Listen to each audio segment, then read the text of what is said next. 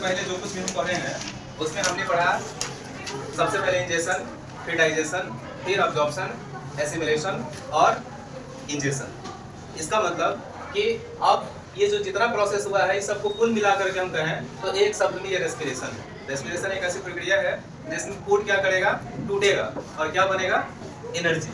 तो अगर भोजन टूटेगा और एनर्जी बनेगा तो ये प्रोसेस थोड़ा देर पहले हम अभी बता रहे थे कि शुरू कहाँ से होगा, इंजेक्शन से, और खत्म कहाँ होगा, इजेक्शन तक। ठीक है, तो इसका मतलब कि अगर हम रेस्पिरेशन को एक्सप्लेन करें तो हम कह सकते हैं कि break down of food, food break down हो जाएगा, अब फिर उसके बाद क्या होगा, क्या बनेगा, एनर्जी बनेगा। ठीक ना। तो अब रेस्पिरेशन को देखेंगे कि ये ब्रेक डाउन जो हो रहा है वो दो स्थिति में हो रहा है। पहला स्थिति अब्सेंस ऑफ ऑक्सीजन, दूसरा स्थिति प्रेजेंस ऑफ ऑक्सीजन। अब अब्सेंस ऑफ ऑक्सीजन और प्रेजेंस ऑफ ऑक्सीजन में भी क्या है, अलग अलग पार्ट है। जैसे प्रेजेंस ऑफ ऑक्सीजन में तो एक ही होगा जिसको हम बोलेंगे एरोबिक रेस्पिरेशन, लेकिन एनारोबिक रेस्पिरेशन में दो तरह की स्थिति होती है। एक जिसमें एकदम ऑक्सीजन होता ही नहीं, और दूसरा स्थिति ये हो सकता है कि उसमें ऑक्सीजन मिले लेकिन बहुत कम मात्रा में। ठीक है, तो एरोबिक रेस्पिरेशन का मतलब हो गया कि रेस्पिरेशन की प्रक्रिया ऑक्सीजन के प्रेजेंस में होगी।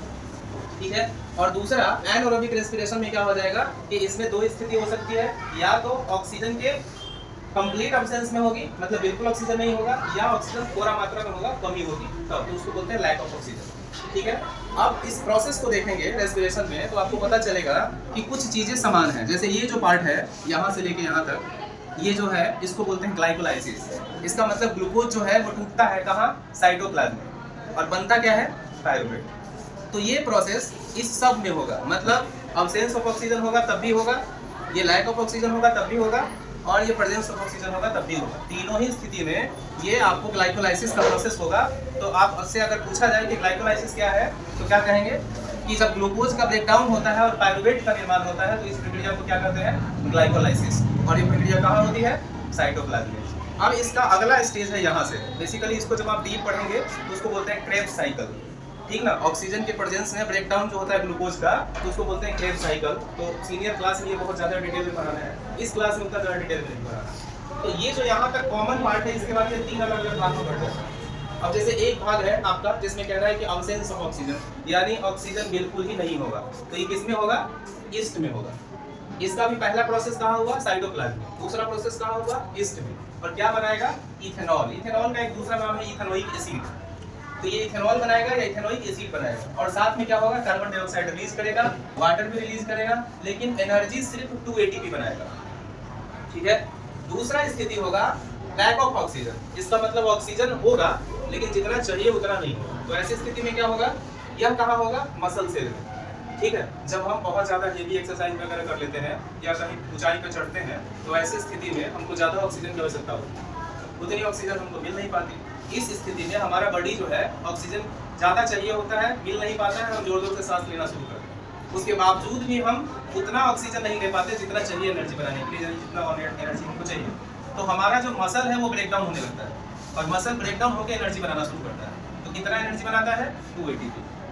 ठीक है, और एक खास चीज़ रिलीज होता है जिसको बोलते हैं लैक्टिक एसिड। लैक्टिक एसिड अपने आप में बहुत महत्वपूर्ण है। आप लोग अपने मतलब डेली लाइफ में भी इस चीज़ को कभी फील करेंगे, ज़्यादा चल लेंगे, ज़्यादा कोई चीज़ उठा लेंगे तो आपका मसल जो है वो दर्द होने लगेगा, उसको बोलते हैं मसल क्रैम्पिंग। ठीक है, उसके पीछे की वजह क्या है, ये लैक्टिक एसिड। ये मसल बेसिकली बहुत सॉफ्ट होता है, क्योंकि इसमें आपको चलना होता है तो ये मुड़ता है, फिर आप सीधा करते हैं, फिर मुड़ता है, फिर सीधा होता है। ये जो रिलीज होता है लैक्टिक एसिड, तो ये गोंद जैसा होता है, ये चिपक जाता है उसके साथ, और मसल क्या हो जाता है, हार्ड।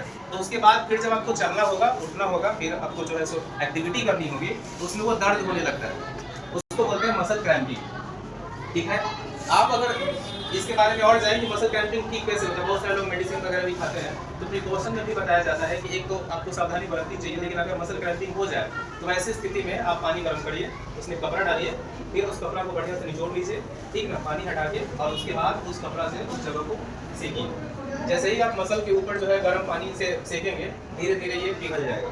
ठीक है, और आपका जो दर्द है वो बिल्कुल गायब हो जाएगा। तो याद क्या रखना है हमको कि अब्सेंस ऑफ ऑक्सीजन या लैक ऑफ ऑक्सीजन दोनों ही स्थिति में, यानी एनारोबिक रेस्पिरेशन के दोनों ही स्थिति में एनर्जी सिर्फ और सिर्फ 2 ATP बनता है। ठीक है, लेकिन वही चीज अगर ऑक्सीजन हो तब कहाँ होगा, तो पहला वाला प्रोसेस तो हमने बताया कि पहला जो है ग्लाइकोलाइसिस हुआ कहाँ, साइटोप्लाज्म में, बना क्या, पायरुवेट। अब इसके बाद दूसरा वाला जो पार्ट है वो हो जाता है माइटोकॉन्ड्रिया में, ये याद रखें। यानी जिसको हम क्रैब्स साइकिल कह रहे हैं, इस क्रैब्स साइकिल में क्या है कि प्रेजेंस ऑफ ऑक्सीजन, यानी ऑक्सीजन होगा तभी होगा, और यह प्रोसेस कहाँ होगा, माइटोकॉन्ड्रिया में। तो पहला प्रोसेस हुआ साइटोप्लाज्म में और दूसरा प्रोसेस हुआ माइटोकॉन्ड्रिया में। और माइटोकॉन्ड्रिया में क्या होगा कि यही जो पायरूवेट है या ऑक्सीजन की प्रेजेंस में क्या हो जाएगा, केमिकल रिएक्ट करेगा, और केमिकल रिएक्ट करके क्या बनाएगा, CO2 बनाएगा, वाटर बनाएगा और 38 ATP एनर्जी बनाएगा। ये बहुत इंपॉर्टेंट बात है, ठीक है। ये इंपॉर्टेंट इसलिए है कि इसमें सबसे ज्यादा मात्रा में एनर्जी बनता है, और यह बेसिकली उन सभी जीवों में होता है जो बड़ी जीव होते हैं, ठीक ना, जैसे कॉम्प्लेक्स एनिमल कह सकते हैं। उन सभी कॉम्प्लेक्स एनिमल में ये आपको एरोबिक रेस्पिरेशन की प्रक्रिया होगी। तो ये इसमें से दो पार्ट, पहला पार्ट लैक ऑफ ऑक्सीजन और दूसरा पार्ट प्रेजेंस ऑफ ऑक्सीजन, ये दोनों इंसान या जानवर में भी होता है, हमारे बीच में भी हो सकता है, हमारे मसल से भी ट्रेंडिंग हो सकती है। और दूसरा क्या है, नॉर्मली हम इस प्रोसेस से यानी एरोबिक रेस्पिरेशन के द्वारा क्या करते हैं, हम ब्रेक डाउन करते हैं, ठीक है। तो याद रखना है हमको ये वाला पार्ट, पहला स्थिति ग्लाइकोलाइसिस कहाँ होगा, साइटोप्लाज्म।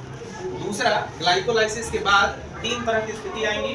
पहला, या तो बिल्कुल ऑक्सीजन नहीं होगा, तो कहाँ हो, किस जीवों में होगा, सूक्ष्म जीवों में, जिसमें क्या आएगा आपको, ईस्ट। और ईस्ट में जो प्रोसेस होता है इसको बोलते हैं फर्मेंटेशन, और इसी की वजह से अल्कोहल वगैरह का निर्माण होता है, फर्मेंटेशन की वजह से, ठीक है।